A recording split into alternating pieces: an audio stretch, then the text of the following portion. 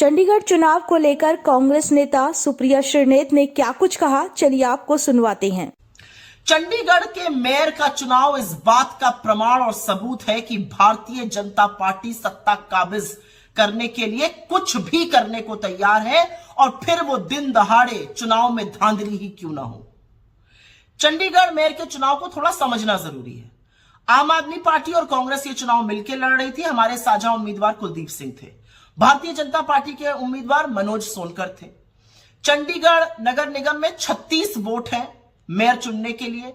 14 नगर निगम के सदस्य भाजपा के थे, एक उनकी मेयर किरण खेर, एक शिरोमणि अकाली दल का वोट, 13 आम आदमी पार्टी के वोट और 7 वोट कांग्रेस के थे। 9 मनोनीत सदस्य होते हैं जिनका वोटिंग नहीं होती है। यह चुनाव 18 जनवरी को होना था। पीठासीन अधिकारी अनिल मसीह, जिनके भाजपा से अत्यंत प्रगाढ़ संबंध है, जो मनोनीत सदस्य हैं, जिनकी भाजपा में खूब आवभगत होती है, उनके तमाम वीडियो और फोटो वायरल हैं जहां पर भाजपाई उनका स्वागत करते हैं, वो पीठासीन अधिकारी थे। 18 जनवरी को वो यकाएक बीमार पड़ के अस्पताल में एडमिट हो जाते हैं, चुनाव टल जाता है। हम पंजाब हरियाणा हाईकोर्ट गए। पंजाब हरियाणा हाईकोर्ट ने यूनियन टेरिटरी के प्रशासन को निर्देशित किया कि चुनाव 6 फरवरी को नहीं 30 जनवरी को होगा। चुनाव हुआ।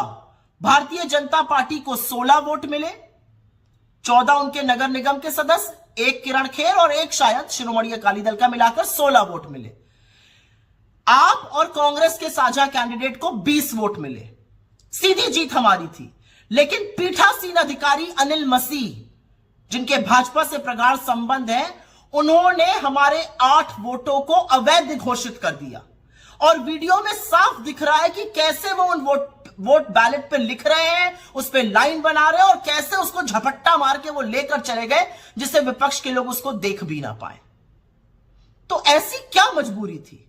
क्यों जरूरी था कि भाजपा के मेयर के कैंडिडेट को येन तेन प्रकरण जिताया जाए? क्या आज न्यायपालिका चुप रहेंगी? और कहां है वो मीडिया की मंडली जो लोकतंत्र खतरे में है पर नाक मुंह भूस कोड़ते हैं और कहते हैं ऐसा आप लोग क्यों कहते हैं? वो क्यों आंखें तरीरते हैं? क्या आप इस पर एक शो भी करिएगा कि दिन दहाड़े 8 वोटों को अवैध घोषित किया जाता है, उस पर लिखा जाता है, उसके साथ खिलवाड़ किया जा रहा है, ये कैमरे में कैद है। क्या आप इस पर एक भी शो करने को तैयार हैं? और मैं आशा करती हूं कि इस देश की न्यायपालिका सुप्त नहीं रहेगी, इस पर एक्शन लेगी, क्योंकि असलियत यह है कि अगर यह होने दिया गया तो इस देश का लोकतंत्र खत्म हो चुका है। इस देश में चुनावों का कोई मतलब नहीं है, इस देश में मताधिकार का कोई मतलब नहीं है।